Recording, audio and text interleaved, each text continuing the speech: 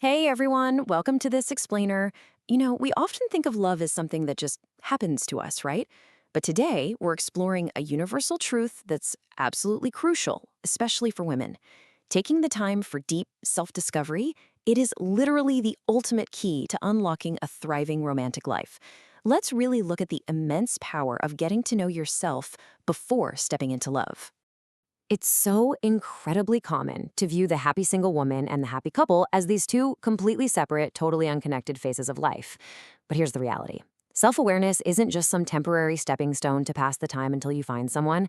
Actually, scratch that. It's not a stepping stone at all. It's the actual foundation of a healthy, fulfilling partnership. Being whole and happy on your own is the exact bridge that leads to being whole and happy in a couple. You don't abandon your single self to become a partner. You bring that highly aware single self right into the partnership. So that brings us to the big question. Why does self-discovery matter first? Take a second to really think about that. Why do we need to figure ourselves out before we try to figure out a life with someone else? Okay, let's dive into this. We're going to cover a lot of ground today. We'll start with the foundation of healthy love, and then we're going to explore three key reasons for self-discovery: understanding your needs and boundaries, building your emotional resilience, and avoiding losing your identity. And finally, we'll wrap up with how all of this helps you create a completely fulfilling life. Section 1. The foundation of healthy love, why self-awareness comes before partnership. Think about it like a giant puzzle or building a house. You absolutely cannot build a strong, lasting relationship without self-awareness. It'll just crack under the pressure eventually. Prioritizing your own self-knowledge isn't selfish in the slightest. It's the core requirement for navigating all the incredible complexities of romance. You kind of have to know who's driving the car before you invite someone else into the passenger seat, you know? Moving into Section 2, understanding needs and boundaries, knowing your values and limits. Relationships are inherently about give and take. But here's the logical reality. You can't communicate effectively with a partner if you don't actually know what you truly value or where your limits lie. We always expect our partners to just understand us, but it's entirely impossible to tell them what you need if you haven't taken the quiet, focused time to figure it out for yourself. If you're just guessing about your own boundaries, your partner is going to be guessing too. And honestly, that's exactly where misunderstandings and resentments start to take root. So I want you to ask yourself right now, what makes me feel respected? And what are my deal breakers? These aren't just casual questions to gloss over. These are the compass points of your entire romantic life. If you don't know what makes you feel respected, how can you expect someone else to respect you? If you don't know your deal breakers, you might just find yourself settling for a dynamic that slowly chips away at your happiness. Because here's the mini transformation. When you get clear on those questions, when you really know your limits and your values, you naturally begin to attract healthier dynamics. You move from the anxiety of not knowing your limits straight into the empowerment of recognizing what's good for you and, just as importantly, what isn't. Clarity acts like a magnet for healthy behavior, both from yourself and from the people you choose to let into your life. All right, Section 3, building your emotional resilience, handling challenges with confidence. Let's be real. Relationships will inevitably challenge us in some very unexpected ways. It's just the nature of blending two lives together. And that is exactly why emotional resilience is so vital.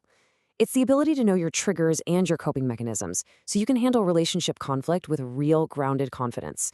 When you know yourself, you know exactly what sets you off. You understand your own internal defense mechanisms. And because you understand them, you can properly respond to stress without completely losing your footing. But to get that kind of confidence, you've got to practice. You need to build up that emotional armor. You can deepen your understanding by journaling your thoughts, meditating to stay present, talking to a trusted friend who can give you some perspective, or speaking with a therapist. Validating your feelings through these tangible practices ensures that when your relationship does hit a bump in the road, and it will, you've got the internal toolkit ready to handle it constructively. Which brings us to Section 4, avoiding losing your identity, staying true to who you are.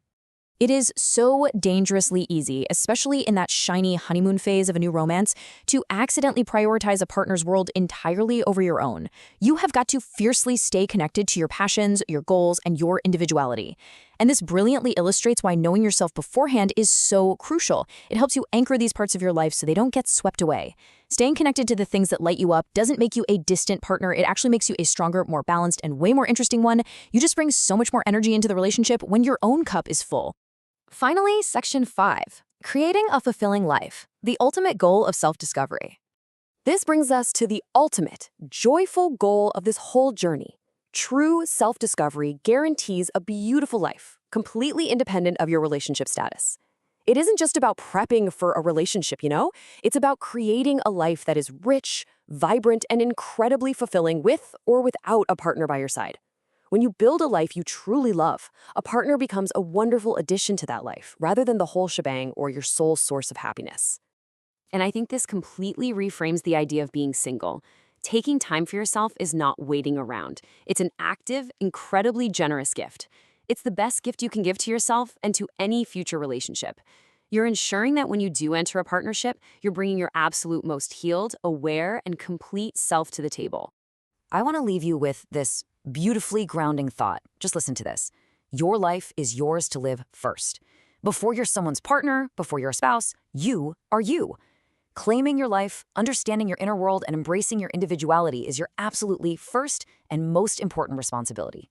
So, one final question to think about before we wrap up this explainer. How will you gift yourself the time for self-discovery today? What small step can you take right now to reconnect with your own inner world? Thanks so much for joining us, and I really hope this sparks some amazing personal growth for you.